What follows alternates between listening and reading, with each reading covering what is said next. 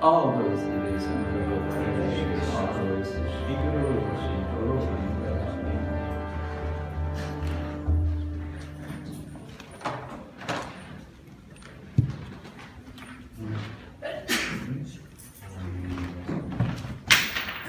actually, you can wait a little for putting this up.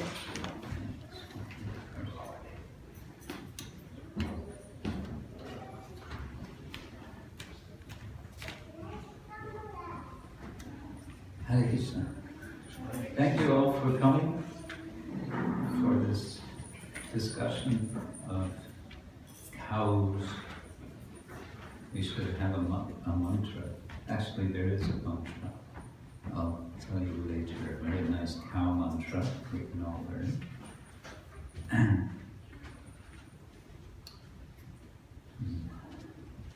Any of you here are experienced carers for cows? We know that HH Krishna is very experienced.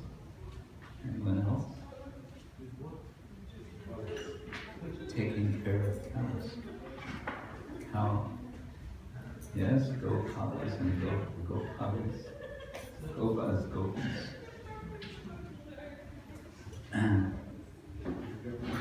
Huh?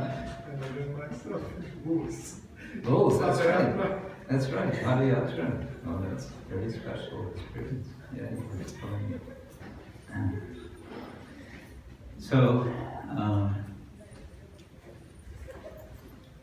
little background to explain how it is I'm talking about cows, especially because I have to first make a confession. Namely, I've never taken care of cows. And you could say this is part of my impetus, my reason why I got into this subject. About almost 4 years ago, I was invited to take part in one conference in Oxford that was organized by the Oxford Centre for Animal Ethics. And they wanted to, the general topic of the conference was human-animal relationships. And they invited me to speak on something related to Hinduism and the subject of human-animal relations. So I gave a presentation, a paper. This is an academic conference, which means it's done in a quite formal way. You sort of get 20 minutes to speak, and then there's 10 minutes for questions, then the next one. The next year again, they invited me for the conference, they invited me and I spoke. That year the subject was animal experimentation on animals. So again, I gave a talk. Oh, sorry, nice images.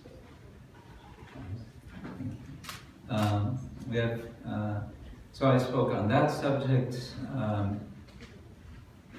making connections with some points in Bhagavad Gita.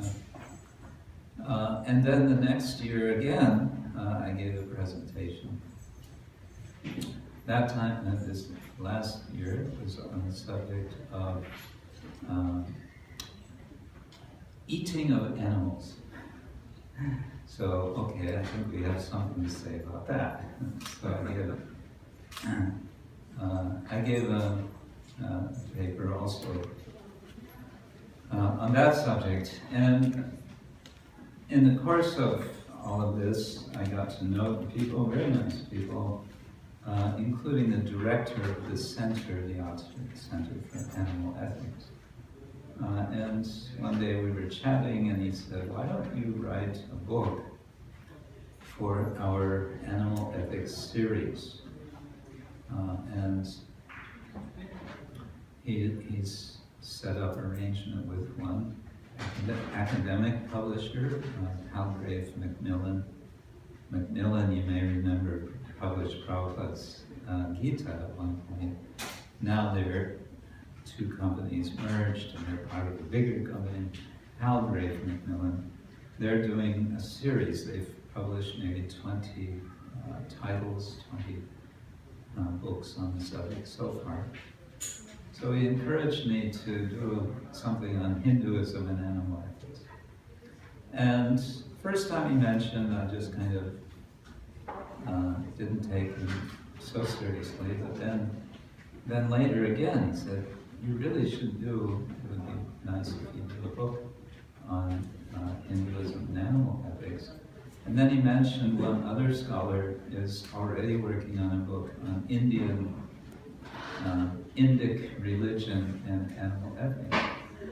And I asked this director of the center, but if you already have someone doing on that subject, why would you want me to do something additional? And he said, because you're a practitioner. So that sort of woke me up, and I thought, here he is inviting me as a practitioner to write on the subject. And that got me thinking, if I would do this, what would make it particularly interesting and engaging? And the first thing that came to mind was, we have a lot to say about cows and cow protection, cow veneration, cow protection in our tradition. So I asked this gentleman, what do you think if I would focus on that? He said, yes, go for it.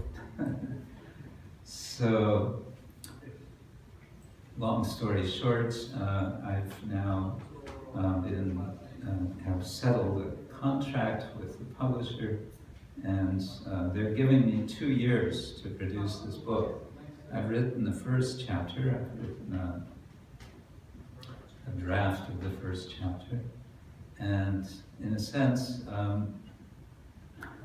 all of my reason for speaking on this is also quite selfish. Just to speak on the subject helps me to think about it. How am I going to present in a book, which is an academic book? That means it goes into a kind of certain niveau of thinking. And I should say also, this subject, animal ethics, has become a popular topic in the scholarly world. You may know there's philosophy, and then there are specialists in different areas of philosophy, history of philosophy, but also there's philosophy of science, there's philosophy of religion, and there's also, of course, ethics. And then within ethics, there's animal ethics. And much is being written on this subject from Western perspectives. So my idea with this book is to take our approach to the care of cows as a kind of lens through which to consider the whole subject of animal ethics, not just cows, but all animals. And of course, we have so much to say about animal ethics in general, just on the simple point that animals, just as human beings, just as all living entities, are eternal living beings, and that raises a question: how does one relate with other living beings? So this is going to be the essential approach, but then there's going to be a lot of material around it. And in the first chapter, I'm calling this chapter "The Release of Cosmic Cows." Maybe now we could project. We're going to be reading, and I think today our focus is mainly going to be on Rig Veda. And one reason for this is because it all goes back to Rig Veda.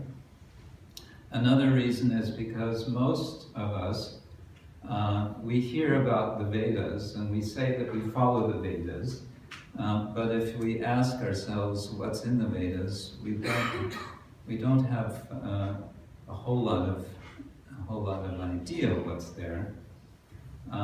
So I think it's also useful for us to get a bit of exposure to this. I think Now,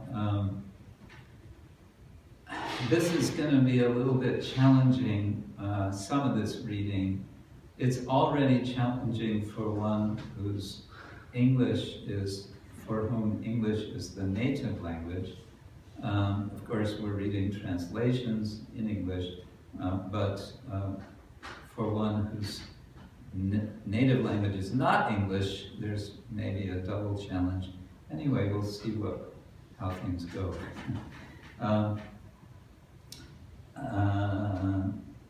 What I'm doing in this first chapter is a kind of overview of the presentation, how cows are represented in Vedic literature, and here I use the word Vedic in the extended sense of Vedic and post-Vedic, including, of course, Mahabharata, the Upanishads and the Mahabharata, and most important for us, of course, is the Srimad Bhagavatam. I may make reference tomorrow to some other Puranic sources. We'll see how it goes. I don't know how fast we move. And I also want to say before we start with this, please feel free to interrupt. Interruptions are welcome. Whether it's, can you please clarify that, or what the heck are you talking about, or anything. Anything that comes to mind. Yes? I have a question because... Before we start. Yes, before we start also. Yes, I have a question, because you say we can write from a philosophical point of view. In philosophy we can write about ethics, but ethics, isn't it necessary that ethics are based in a philosophy? Because our animal ethics is based on the philosophic form that they are eternal spirits, so on and so on. So how is how do you kind of divide the two? I maybe was misunderstood. Generally, ethics is considered one of the major subjects within philosophy. And some will argue that that's really the only subject of philosophy. Everything else is just leading into the questions which we deal with in philosophy.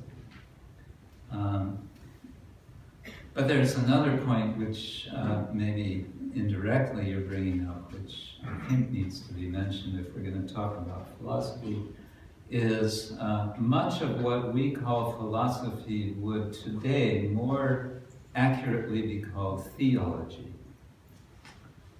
especially because we're dealing with ideas which are found in texts which we consider sacred, which we consider somehow or other revealed. So modern philosophy will say, well, sorry, but that's not philosophy, that's theology. Okay, we can be happy with the word theology also, which, although it's been sort of appropriated by Christian traditions, many Christians will say theology means Christian theology. Actually, the word theology came prior to Christianity. Already Greeks were speaking about something, theologia. So, yeah, anyway, ethics definitely part of philosophy. It's also very much, certainly, a part of theology. Okay, well that's all kind of abstract. What about cows, right? I'm going to start, actually, for reading I only have some texts from Rig Veda, and after that I think I'm just going to be telling telling some stories and such. But because it's kind of difficult material in Rig Veda, I thought we'll project it. Let's see what else I was going to say. You may wonder what is the translation of this? Whose translation, who is authorized, who has the adhikar to translate the Rig Veda? It's a good question. We don't have a Gaudiya Vaishnava tradition of translating the Rig Veda. Madhvacharya did commentary on some selected parts of Rig Veda. Madhvacharya's essential point in his commentary was that all of the Vedic devas that are referred to, devas and devis, are all simply different names for Vishnu. That's really, that was Madhvacharya's main point. The translations I'm using are from two scholars from Harvard University, recently published, 2014. And I will just say, they're probably by far the most qualified scholarly translators of the Rig Veda at the present time or from the past. There was an earlier translation. They have spent several years on this. They've done very thorough research. And they're quite willing to admit when they don't understand something themselves. They will say, this passage is very obscure. This is how we're translating it. It may be taken otherwise. It should also be said about the Rig Veda in particular, the other Samhitas, perhaps also, that for sure they can be interpreted in several ways. This is very much the character of Veda, especially Rig Veda. It is poetry, and as poetry, it can have multiple meanings, but we will get a sense of that as we read. And the major point to be made about cows in the Rig Veda is simply this: cow means many things. It can also mean cows, but it doesn't only mean cows. The words for cow in the Rig Veda, there's 5, 6, or 7 different words used. The one most common is go, with an accent mark. The Vedic language uses these accent marks, and they indicate emphasis. It's go with an accent mark on the O. All of these words together, someone has counted, there is reference to cow in all these different terms, altogether some 700 times throughout the Rig Veda. And I should say, the Rig Veda as we have it, because Jiva Goswami says in his Tattva Sandarbha that what we have now of the Vedic Samhitas, I don't know if he includes other literature, Brahmanas, Aranyakas, but is only about, what does he say, 5% of everything. Okay, so taking that, then there's a vast amount which has, we would say, has been covered. It's not lost, but it's covered. So, some 700 times the word cow comes, and it's used in many ways. Well, I thought I'll just read a little excerpt with my own explanation in the beginning of this first chapter called The Release of Cosmic Cows. Get a sense of how I get into this. Shall we do this? No. Yes? Okay.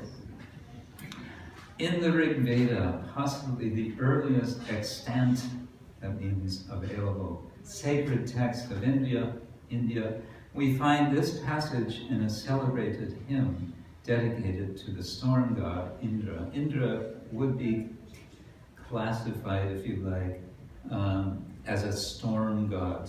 Yahweh in the Hebrew Bible is actually a storm god in his early references. The poet tells of Indra's victory over Vritra, a serpent monster, and of the cosmic waters' subsequent release from the serpent's grip.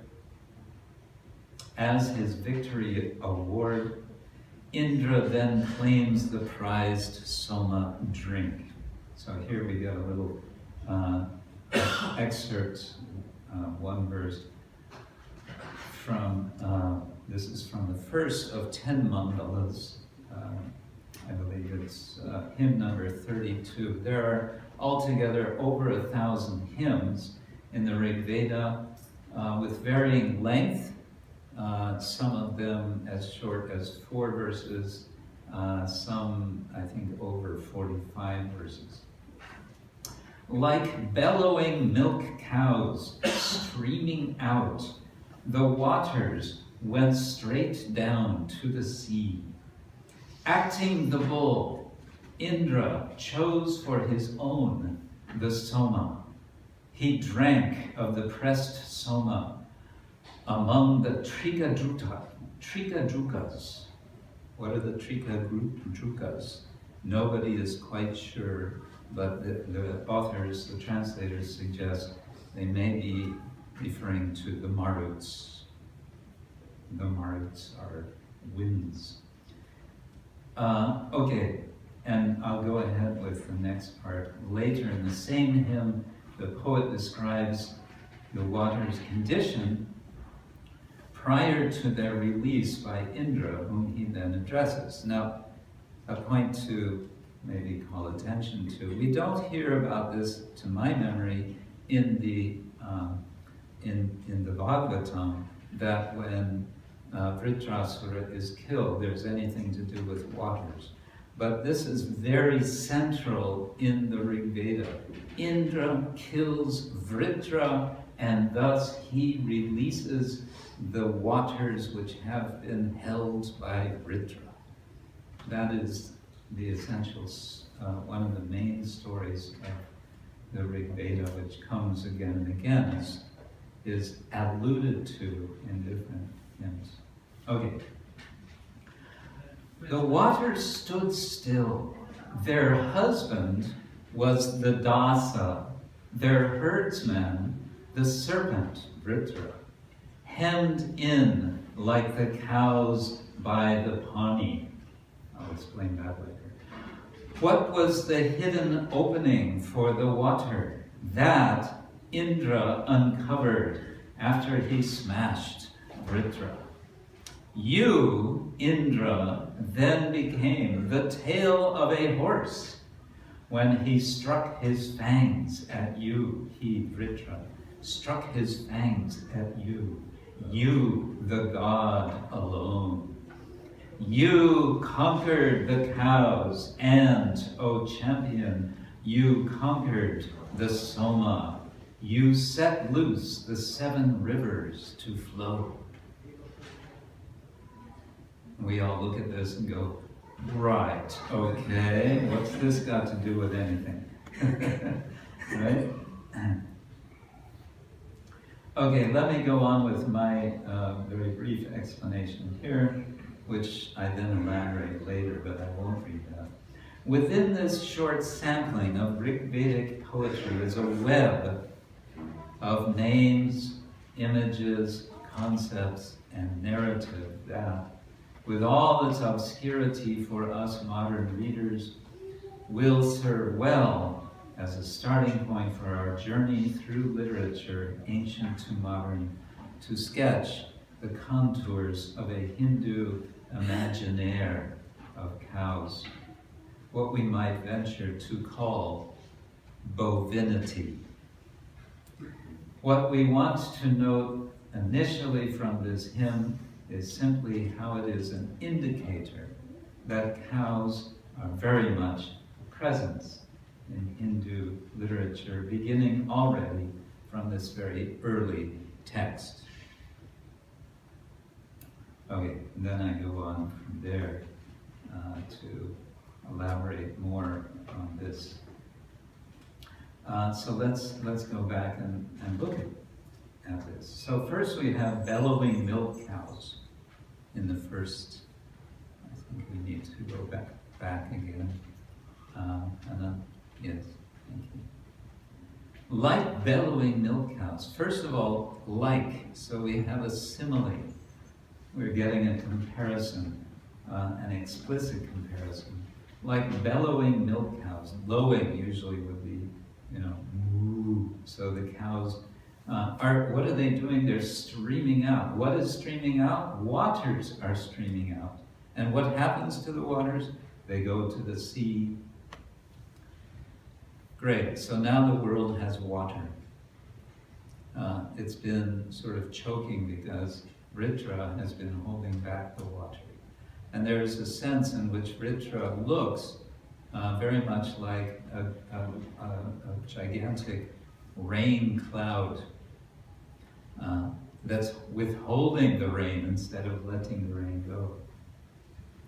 And then, acting the bull, Indra chose for his own the Soma. Now there's going to be lots of hymns. In fact, the entire 9th mandala of the Rig Veda is about Soma. Soma is a big deal in the Rig Veda. What is Soma? As far as we all know, it was an intensely intoxicating drink, possibly an hallucinogenic. It was sort of Vedic LSD, perhaps. And it was something that was very much desired. There's been a lot of, as we say, ink spilled on the subject. What was this plant from which Soma juice was derived? Nobody knows anymore. That knowledge is lost. A lot of people say they think they know.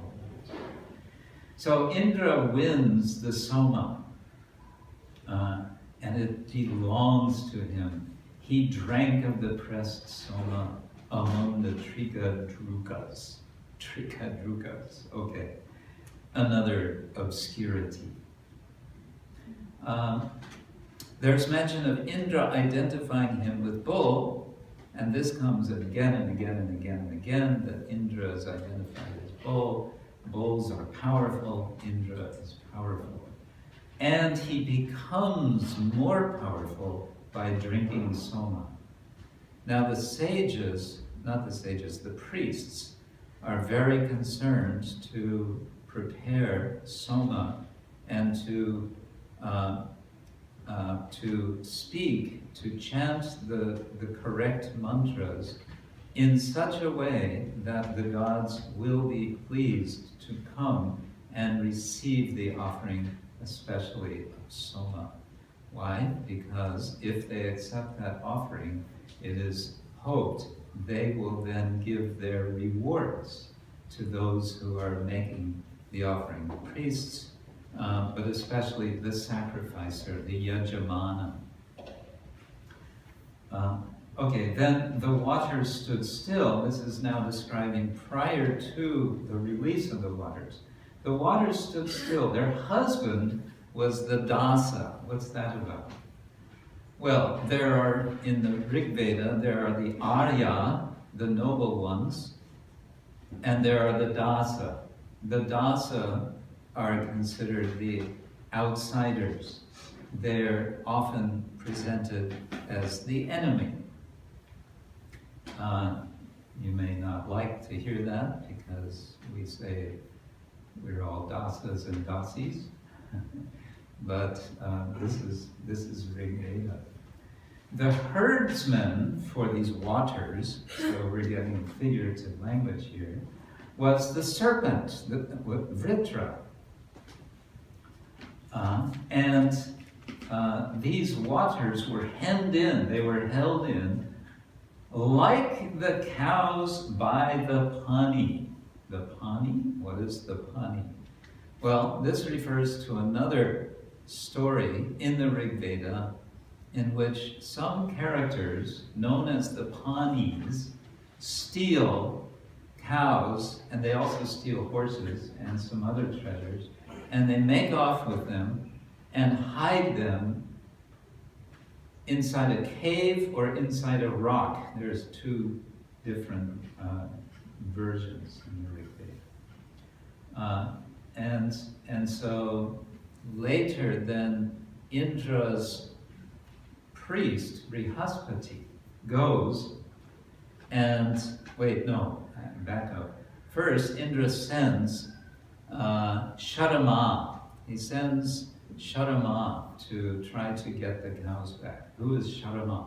All we know about Sharama is she appears in the form of a female dog, but it's a dog who can speak. And so this Sharama has a discussion with the Panis, first trying to persuade them to release the cows, but being unsuccessful. Eventually, Brihaspati comes, and with mantras, he is able to shatter open the rock in which the cows have been kept and release the cows. And so this event becomes also a key event in the Rig Veda. So here a comparison, a reference is made to that. Hemmed in like the cows by the Pani. What was the hidden opening for the water? That Indra uncovered after he smashed Vritra. And then Indra is addressed directly. You, Indra, then became the tail of a horse when he, Vritra, struck his fangs at you the god alone. What's this about a tail of a horse? The authors, the translators of this version don't give any explanation. All I can say is it seems to be what would be called an etiological story. How did it come about that horses have the sort of tail which they have? That is explained here. Now you may say, that doesn't seem like much of an explanation to me. Well, that's as much as I can suggest. It may be elaborated, it's very possibly elaborated in another very long text called the Shatapatha Brahmana. There's a category of texts. Here we're dealing with the Samhita, which means collection of hymns. And then there's an extension of the Veda, which is called Brahmana. And these texts, the most famous one being the Shatapatha Brahmana, the Brahmana of 100 paths, is an elaboration and explanation of the rituals which are performed by the Brahmins, with extensive details that refer to passages in the Rig Veda. Most scholars have said, these Brahmanas, they're completely just, it's gibberish, it's nonsense, it makes no sense. And they reject, they just don't want to spend time with them. But actually they can be very fascinating, if not illuminating. Okay, so we have a horse's tail. You thought you were going to hear about cows, and now you're hearing about horses' tails. I'm sorry. When he struck his fangs at you, the god alone, you conquered the cows, and, O champion, you conquered the Soma. So there's this notion of Indra as lord of cows and lord of Soma. And then you set loose the 7 rivers to flow. Which 7 rivers? Also not explained. Okay. Enough obscurity for you? Get ready for more. Well, this one is maybe more sort of accessible. This seems to be something like a prayer by a householder, possibly a householder who is a brahmana, who may have received cows as his dakshina for performing a sacrifice. So we can just read this. The cows have come here and have made the house blessed. Let them find a place in the cow stall. Let them find enjoyment among us. This line I find very nice. Let them find enjoyment among us. Here should those of many colors be, bearing offspring, as through many dawns they give milk for Indra. This reference to milk for Indra, it comes again in the ninth, especially in the ninth mandala of the Rig Veda, which I mentioned. They're mainly about Soma, but it's especially about the preparation of the Soma for the offering to mainly Indra. And that preparation includes, after the Soma plant is pressed, it is strained. It goes through a strainer, which is made of wool, actually 2 pieces of wool. And then, when it comes out from the wool, it's mixed with water and with milk. Apparently, Soma by itself, undiluted, was so strong, it was too strong. It could kill you. So they would dilute it, and they would dilute it with water and with milk. So milk, again, becomes very important. So they give milk for Indra. Also, the reference to dawns is important because cows are identified with the dawn in some of the hymns.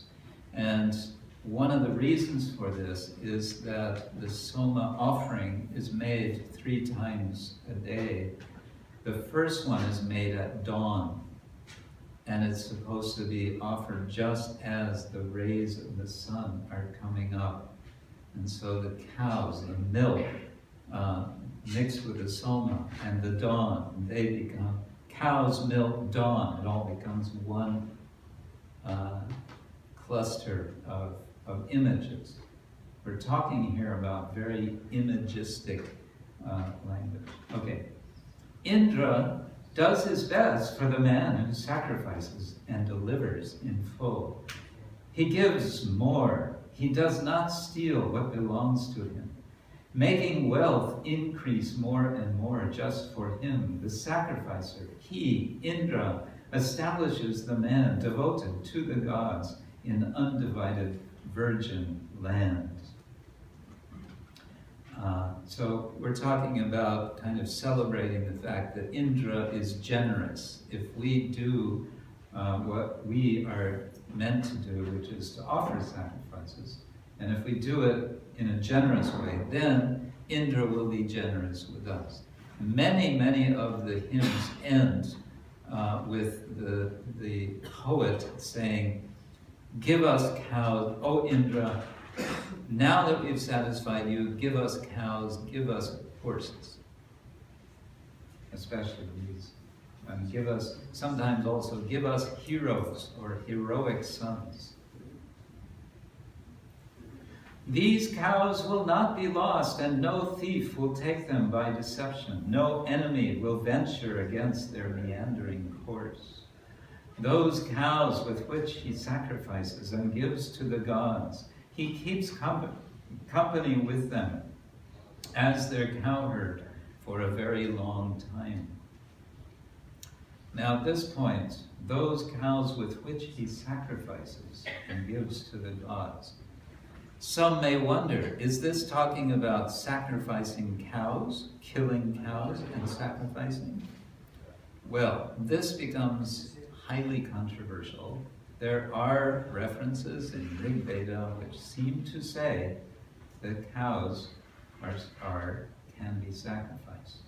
But there are some Indian scholars who argue vociferously that no, this is not the case. They were not actually sacrificed. This is the figurative language of the Rig Veda.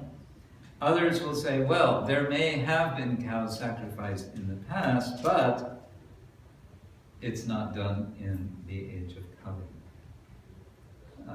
And so, whatever may have been done or may not have been done, this is not something for this age. That's something that I need to do some more research on. Number 4. Yes. No dusty-necked steed gets to them in a cattle raid, nor do they go to the place for dressing, which means a slaughterhouse. The cows of the mortal who sacrifices wander far across wide-ranging space, free from fear. So now this would suggest the opposite. They're not being sacrificed. Otherwise, they would be fearful. And so they are, here it's very clear that they are free from fear. Number 5, fortune has appeared to me as cows. Yes, John. I was wondering, at least Srila Prabhupada mentions many times that in the Vedic culture there were no slaughterhouses, but rather, except in the case where the Vedic culture was corrupted and Buddha had to appear in order to stop a full-scale slaughter industry. So I don't know if that is some sort of reference to slaughterhouses, but this is the first time I see any sort of reference to a slaughterhouse. Is it like a commonplace idea, or is it only one place in Rig Veda? Yeah, it's an interesting question that I think we would need to ask the translators, because Stephanie Jameson and Joel, what's his name? Joel Brereton, have added this term. That's why it's in brackets. They're showing there that we are adding this term, which means they derive it. They say that the notion of dressing an animal means that it's been slaughtered. So they're sort of taking liberty there. There's apparently no literal term for it. However, there is this apparently some term which indicates, after one kills an animal, then I don't know why it's called that in English. It's called dressing, but that's what they use. Yeah. Fortune has appeared to me as cows, Indra as cows. The draught of the first Soma is cows. Draught means the first drink. These cows here, they, O peoples, are Indra. I am just searching with my heart and mind for Indra. Now, of course, later we're going to talk about the Bhagavatam, but as we know, the Bhagavatam is, we celebrate it as the ripened fruit of the tree of Vedic literature. And so then, if the ripened fruit is the Bhagavatam, what is the Rig Veda? Well, we might say it's something like seed. And of course, seed, you can look all you want at a seed. It's going to be very difficult to see all the potential in that seed, which unfolds as a wonderful banyan tree and with fruits and so on. However, if one is very attentive, looking at some passages of the Rig Veda, one may see traces of what later will be identified as the principle of Bhakti. And so here, I am just searching with my heart and mind for Indra, the sense of searching not just with the senses, not just with the mind, but with the heart and mind. And then the cows are being addressed in the next verse. You fatten even the thin man, O cows. You make even one without beauty to have a lovely face. You make the house blessed, O you of blessed speech. Your vigor is declared loftily in the assemblies. Bearing offspring, cropping good pasturage, drinking pure waters, at a good watering hole, let not a thief be master of you, nor one who utters evil. Might the lance of Rudra avoid you. There is this notion that Rudra, this is in Shatapatha Brahmana, perhaps also in Rig Veda, but in Shatapatha Brahmana, that Rudra is a kind of enemy of sacrifice. He attacks the sacrifice in some references. And this seems to be what's alluded to here. Might the lance of Rudra avoid you, the cows, who also are needed in sacrifice, especially so for the milk, for the Soma. Bearing offspring, cropping good pasturage, drinking pure water at a good watering hole, let not a thief be master of you. So let them be taken good care of. Let them be nicely protected, we can say. And there are several references in the Rig Veda that suggest that a major problem for the Aryans is the danger of cow theft. The dasas, this is one of the references, the dasas, that they are the cow wranglers who come in the middle of the night are stealing the cows. So let them be protected. And then finally, right here is the inseminator. Let there be inseminating right here in these cows. Right here, when the semen of the bull is here. Right here, when your virility is here, O Indra. I suspect that all of this in the original Vedic language would sound a lot better than it does in English. I say Vedic, not Sanskrit. Some will object, some scholars will say that Vedic and Rig Veda, Sama, Atharva, and Yajurveda, is not, strictly speaking, Sanskrit. Sanskrit is what comes when it gets systematized and becomes purified. Sanskrita. Sanskrita means the purified language.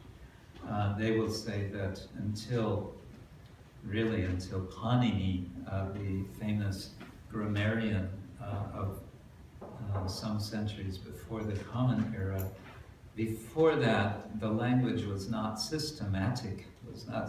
There was no systematic grammar, and that's part of what makes the Rigveda, the Vedic, so difficult. But in any case, the Rig Vedic language, whatever it is, I'm sure it would sound better in that language than we have it in English. This last verse, of course, has to do with, it sounds here as if we're talking about intentional breeding of cows.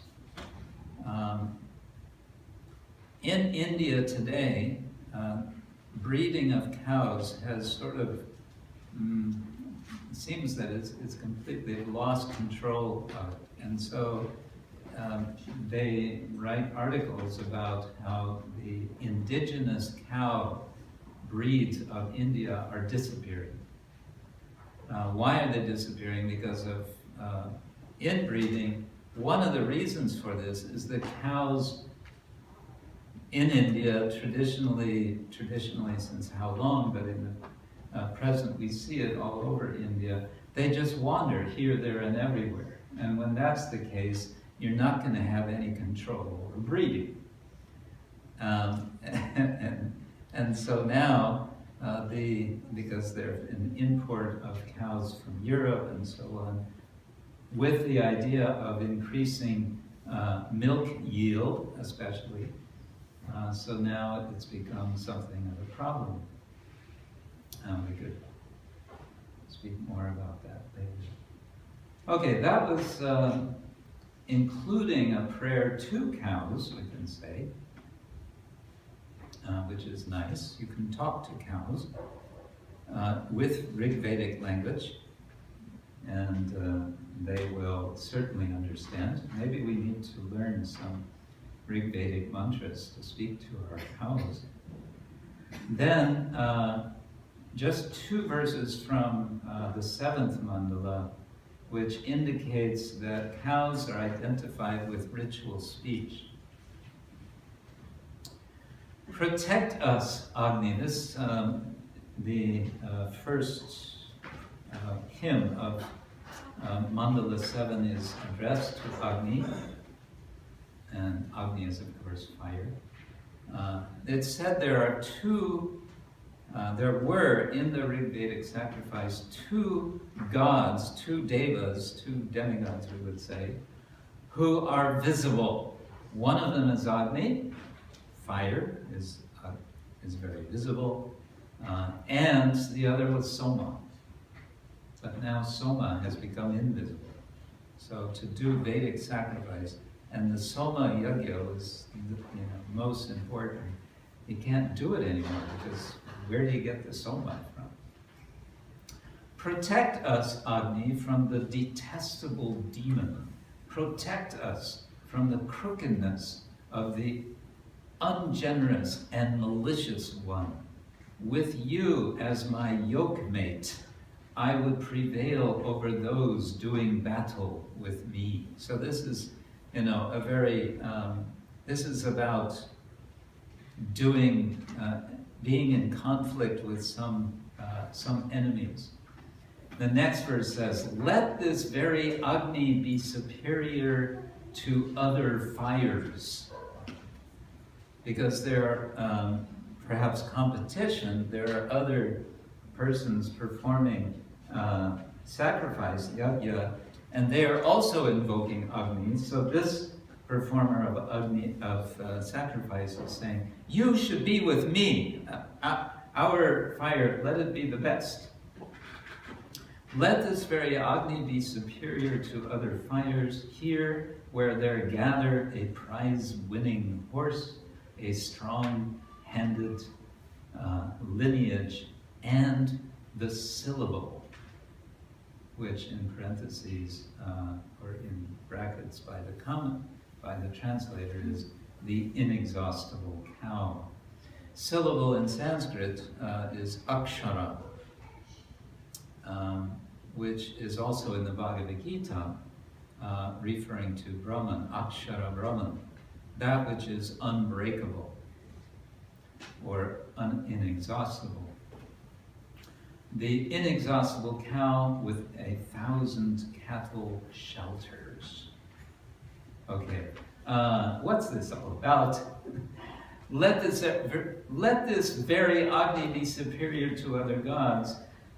Here where things are really going well, here where we have a prize-winning horse, where we have the strong lineage of heroes, perhaps of cows, and where the syllable also refers to the speech, which means also poetic speech, which means the Rig Vedic speech, the poetic speech, which is must be right in order to be powerful.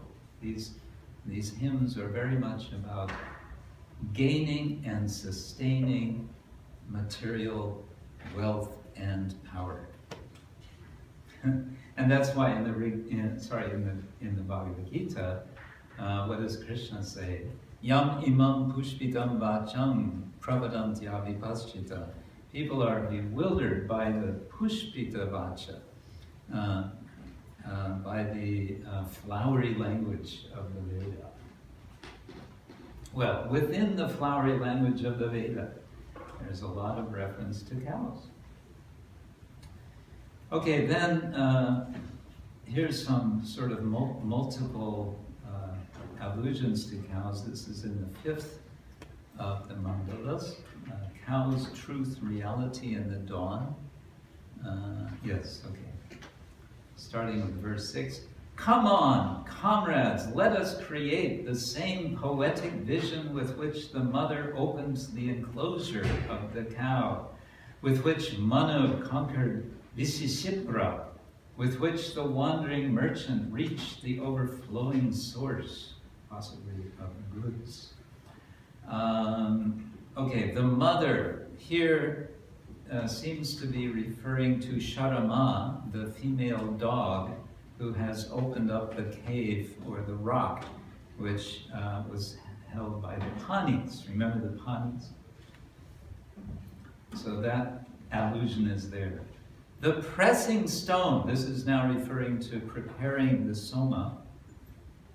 The pressing stone, guided by the hand, bellowed there. The stone, along with which the Navagvas sang for 10 months. Who are the Navagvas? Nobody knows. Sharama, going after the truth, found the cows. Remember, she's the female dog sent by Indra. The Aligiras. No, that's a misprint. This should be the Angiras. Sorry. Does it say Angiras there? No. Say Aligiras. Okay, sorry. This should be Angiras. The Angiras made all things real. The Angiras were accompanying Indra when he, with Brihaspati, went to defeat the Panis. They are sort of personified mantras, apparently. When all the Angirasas roared along with the cows at the brightening of this great dawn, at the fountainhead of them, the cows, in the highest seat, Sharama found the cows along the path of truth. So, have you heard of free association? Like when you, sometimes there are psychological tests, the Rorschach test, you know what the Rorschach test is? Where they make an ink blot and they tell the subject, tell me what you see in this. What does this remind you of? Yeah?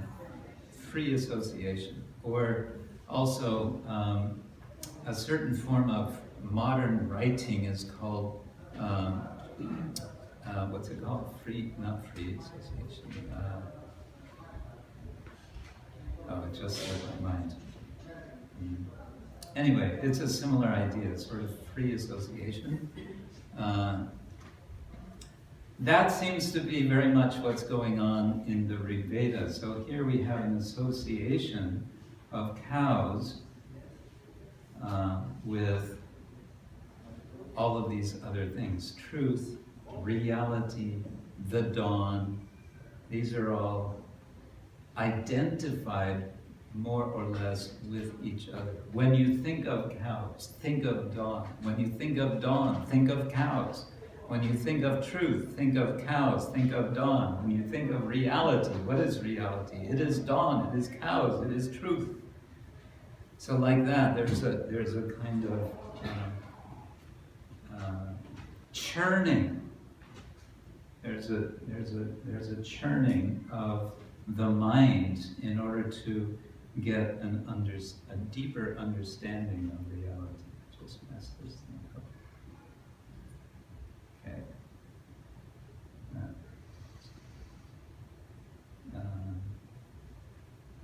Okay, and then something about Soma and cows. This is from the 9th. This is from the 9th mandala.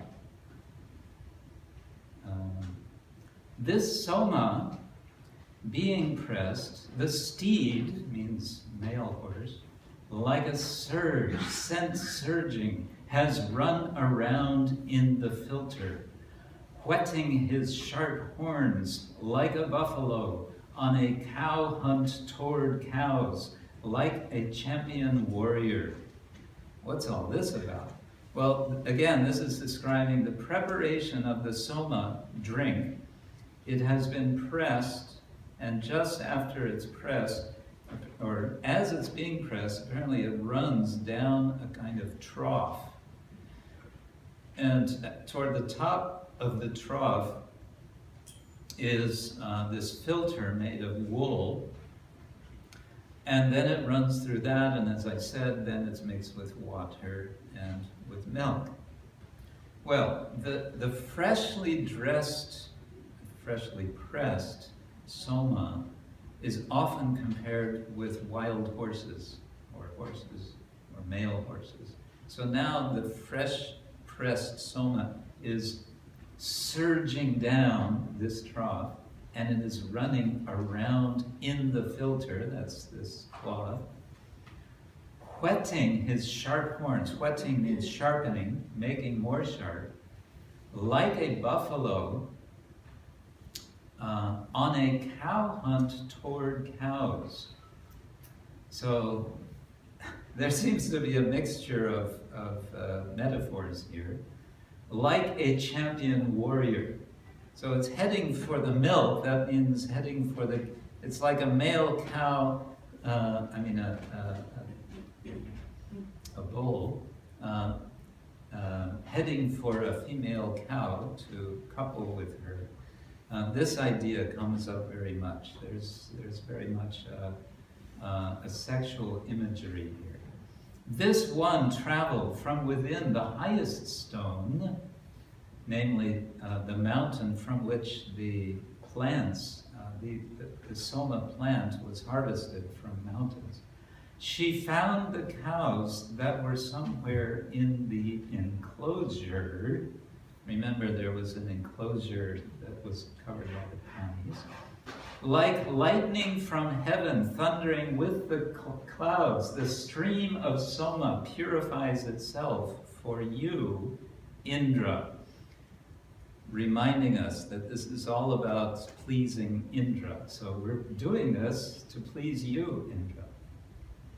And now, while being purified, Soma, you drive around a throng of cows in the same chariot with Indra. Now this is being addressed to Soma. O Soma, you drive around a throng of cows, that's the milk, in the same chariot with Indra. So the same vessel, apparently, that's going to be used to offer is being suggested. And around many lofty refreshments, you of lively drops, you Soma, your drops are very lively. Do your best, able one. These refreshments or verses are your invitatory praise. Again, it's enlivening, it's preparing for the key moment in all of this is the offering of Soma to Indra. Soma is mixed with milk.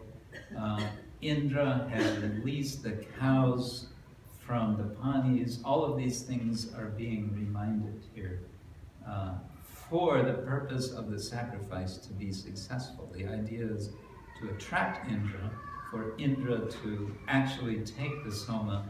This will make Indra powerful. This will make it that Indra will reward us. And how will he reward us? With cows. Okay.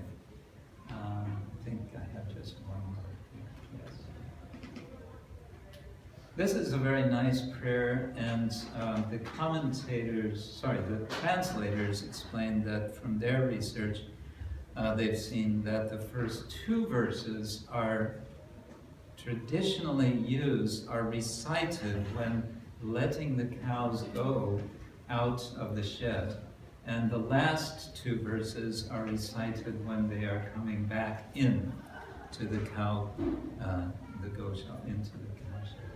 So maybe we could learn, our cowherds could learn these. Let the wind let the wind, joy itself, blow to the ruddy ones. Ruddy means red. Let them crop plants full of nourishment. Crop means let them eat. Let them drink waters full of fat. Water full of fat. Providing riches to the living, setting them loose. Rudra, be merciful to our food on the hoof. In other words, cows are food. But again, does this mean they're killing the cow? Or does it just mean the milk of the cow? Or both? It's not clear. Those who are of the same color, of different colors, of one color, whose names Agni knows because of the sacrifice, whom the Angirases brought here by their fervent heat, again referring to the freeing from the pines. To those, O Parjanya, Parjanya is another name for the rain god, extend great shelter. So, verse 2 is an address to Parjanya. Please shelter our cows. And then third, who raised their own body up among the gods as oblation, of whom Soma knows all the colors, swelling with milk, rich in offspring, grant them to us in our stable, Indra. So this is again addressing Indra. Please grant us healthy cows. And finally, Prajapati, having given them to me, in accord with all the gods and the forefathers, has sent them here, being well disposed, to our stable. Might we reside together with their offspring. So Prajapati is, in later literature, identified as Brahma, Lord Brahma. In the Rig Veda, Prajapati is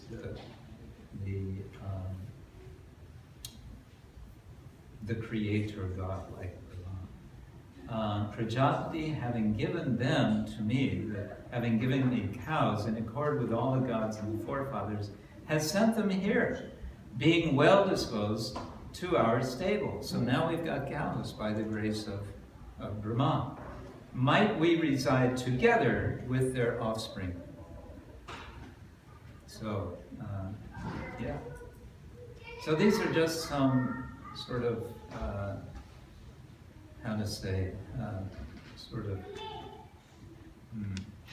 moments within the Rig Veda that give us some idea how the Rig Veda represents cows. Now, at this point, you may kind of be scratching your head, as Janmanalaya Prabhu is doing, and saying, what's all this got to do with with anything, with cows? And the point to be made, perhaps, if none other, is, as I said, this is the seed that we always talk about, of which the Bhagavatam is the ripened fruit. So we can get some idea of how they're being represented, how cows are represented. Cows, we can say, are about, they are symbols. There are literal cows, certainly, but they're also symbols. Symbols of what? They are symbols of well-being. They embody well-being, material well-being, but we may say also spiritual well-being if we consider that there is some reference to reality, there's reference to truth, And there is a verse, I wanted to find it, I'll show you. There is a verse which refers to the realm of cows, Goloka. And there's the notion of Indra going to Goloka, to the land of cows. So all of this is there in a kind of fuzzy, obscure sort of way. And yet, it's very strongly present. And because of this strong presence of cows, we can draw from this. We can see, okay, they're important. Cows are important. And then we will see how this gets elaborated in later literature. I could start on the Upanishads, something, but I want to first see if any of you want to say something or ask something before we go on. I hope I didn't make you all dumbstruck by all of this. Yes, Chad. Are there any early references or prescriptions about vegetarian or lacto-vegetarian diet in the corpus of the 4 Vedas? There is reference in the Atharva Veda, apparently. That's some of this not yet researched, but I've run briefly across. Reference in Atharva Veda to forbidding of the killing of animals, which suggests a vegetarian diet, certainly. But where this really becomes explicit is in the Mahabharata. Not even in the Ramayana. In the Ramayana, if I may say something that could be disturbing, but in the Valmiki Ramayana, in the standard version, by standard I mean there's something called critical edition. There's many manuscripts of Ramayana, as also for Mahabharata, and there's what they call northern recension and a southern recension. These are the main sort of families of the Ramayana, Valmiki Ramayana. In the 20th century, over a period of several years, some scholars produced what they called a critical edition, which means they go through many different manuscripts, and according to certain standards which they establish, they decide what to include and what not to include, but what they don't include, they also refer to, so you know what they're not including. So in those versions, you'll see that there's a fair amount of meat eating going on. That Rama and Lakshmana in the forest, Lakshman kills a boar, and this becomes the food for them, and so on. Now I know this is disturbing. You say, well, no, that's not. Well, I'm sorry, but it's there. We don't read about it because we read what are called Bowdlerized version. Bowdlerized means, oh, that can't be right, take it out. Or another way to understand it, and maybe this is the better, proper way as a Vaishnava, is again getting back to Jiva Goswami. Jiva Goswami in the Tattva Sandarbha, after sort of considering all the different Vedic literature, starting with the 4 Samhitas and all the others, and then the Mahabharata, and then the Puranas, he concludes the Srimad Bhagavatam is the Amala Purana, the Purana without fault, and it's the cream of Vedic literature, it's the ripened fruit of Vedic literature. This is our authority. we accept the Bhagavatam, and therefore in the rest of his, the Bhagavat Sandarbha, which includes all the 6 parts, for him, the Bhagavatam is the authority, which he refers to again and again and again. But I think it's something that we should be aware of, because you may meet someone who says, but it says in Ramayana that Ramachandra ate meat, and you'll be, you'll either be shocked or you'll say, no, it doesn't say that. And if you say, no, it doesn't say that, they will say, well, these people don't know what they're talking about. So I think it's good to be aware of what is there in the present versions out there. And as I said, there's many different versions. The point I wanted to make is just that it becomes very prominent in the later, especially in the later portion of the Mahabharata discussion of ahimsa. And yeah, we'll speak. And there's a wonderful section about giving of cows in charity, the glories of giving cows in charity in the Mahabharata. We'll talk about that tomorrow. Yes? Yeah, I was thinking a little on this text. There is, from in the beginning, there is something. It has a number 7, but it was in the first section. Bearing offspring, cropping good pastures. Let not the thief be master of you. It seems that they are addressing the cows for their well-being, that they are not addressing the gods, that don't let them steal the cows, but rather saying, oh cows, you will be happier with me than with the thief. So it's a little bit like a more personal, Oh yeah, that's nice. attitude.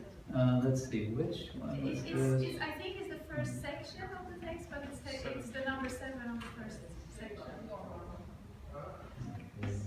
Anyway, won't spend time to look for it. Yeah, which reminds me of an episode we'll get to. You're probably familiar.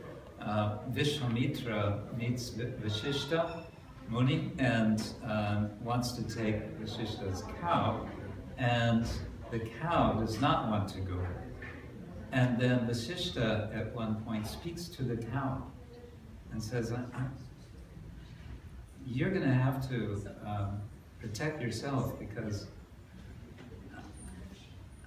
I can't do anything for you. And so the cow, referred to as Surabhi or Nandini, depending on the version, manifests out of herself countless soldiers. And in this way she protects herself from Vishwamitra. So yeah, speaking to the cows. And there was reference here to Agni knowing the names of the cows, which I thought is kind of neat. Yes. And also, like on the obscurity of the text, because it's apparently very old. I'm thinking when you're in the cultural context, like if we refer to something modern like rock lyrics, if you would sit down and translate them and analyze them, they might not make a lot of sense, but when you just hear them, it's like an emotional connection and you get the point even if it's not very specific. Yeah. No, that's true. We are even estimating with the mundane scholars' estimate of the age, we're talking about a period of over 3,000 years. I mean, even, I know from when I was in college, I took a course on Chaucer. Chaucer was an English writer in the medieval time, 13th century or something.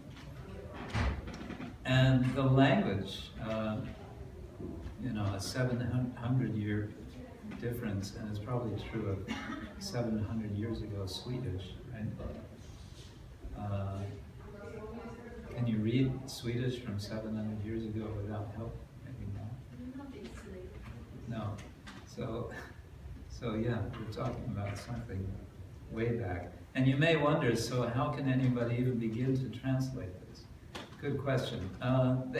They've done their homework as best as possible, but as they said, the translator said some of this we're really not sure about. Yes? Yeah, I have a question, because if you actually eat the cow, then you have to suffer karma of each hair of the body of the cow. You have to take birth as a cow. And there is also, if you are accepting, yes, you can kill a goat. There is somehow allowance for eating goats in Veda. And if you kill a goat, you have to tell the goat, in this life, I killed you. In next life, you can kill me. Yes. So I'm just wondering, is it recently they have come up with this in Veda, or I cannot get this into my head that the reference to the number of hairs on the cow having to suffer that many years in hell. That's one reference. Because I remember that's in Manu Samhita. Yeah, I mean, I don't want to get you all depressed with mundane scholarship, but you know, they tend to date these. We understand, you know, somehow or other they're all kind of beyond time, but they would date the Manu Samhita as being one of the later Dharma Shastras. But I mean, those people maybe far, long time ago, Right. didn't get any karma if they ate the cow or what? The understanding would be, first of all, you don't find any reference to the notion of karma in the Rig Veda as we have it. Again, Jiva Goswami, 95% gone. So, but as we have it, there's no direct reference to the notion of karma, nor is there any direct reference to the notion of transmigration. It's not there. It comes. It seems to come first in what's called the Brihad Aranyaka Upanishads. I'm thinking of Srila Prabhupada also, he said that actually they never killed the cow Right, and they don't sacrifice. kill it. They rejuvenated it. Rejuvenate. Yeah, a new body come out from a young cow. Yeah, this is our part of what I want to. This is all a work in progress of researching. So where does that notion, where is that explicitly stated that there's a rejuvenation of the animal? I'm hoping I can find that. I have a picture of Ashandra eating meat. It's hard to imagine. But that's Kshatriya Dharma, isn't it? I mean, Sorry? But isn't that Kshatriya Dharma? They have Well, to go in the that can be forest, they said, have to fight. I mean, they Sometimes went they with eat bows the and meat. arrows, not just to shoot demons. Yeah. They had to survive 14 years in the forest. And think of it that way. Yes, and Maharaj Parikshit is out hunting, and so that idea is there. Okay, well, I think we've come to the end of our time. I'm sorry we came on this subject at the end. This is not a very happy topic, just as we end. But I will say tomorrow it'll become more upbeat, shall we say. So I hope you'll join us also tomorrow. Thank you all so much for your kind participation. Srila Prabhupada ki jai, Ananta Vaishnava ki jai, Gaur Premanande.